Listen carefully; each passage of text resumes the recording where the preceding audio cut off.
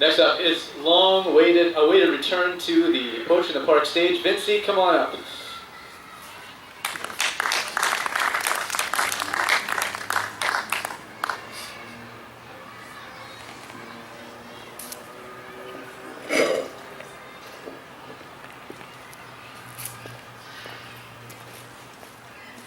I dropped my cigarette. Has anyone seen my cigarette? Anyone has a cigarette? If Michael was here, Michael always gave me a cigarette. Michael smoked like a chimney.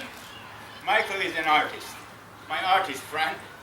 And he used to paint with a brush and a cigarette. Sometimes he would charge the canvas with a cigarette, and then he would say, oh, that was intentional.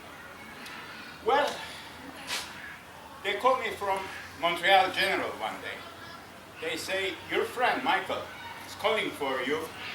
He's had a heart attack. He's possibly going to have a bypass surgery. So I rushed. I went to see Michael.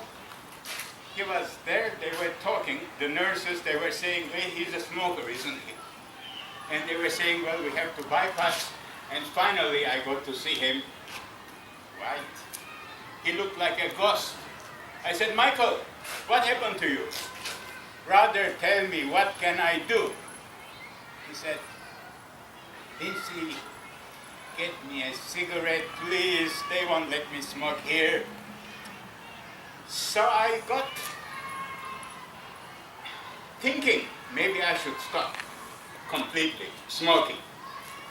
And this poem came through. The contrast between high thinking and low living as measured in cigarette butts. While time is going in and going out in dialectical opposition, things are evolving. After all, he is still breathing and smoking and kicking. The king of the time being will soon be choking.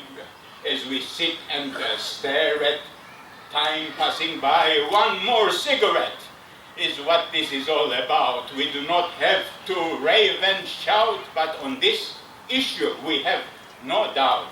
If he quits, he is in, or else he is out. Well, last time I went to see Michael, he offered me a cigarette. That was 10 years later, and I wasn't smoking. I said, no, Michael, no, please. He said, just for old time's sake, Vincent. And from then on, I started smoking again.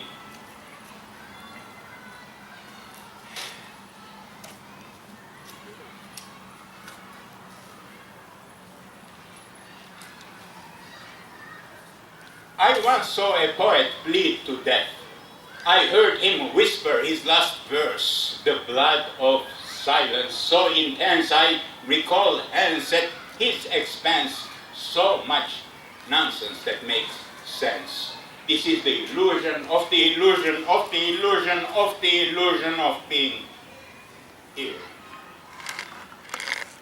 Till death us do part. There is no obligation to unconditional love, just heartfelt affection.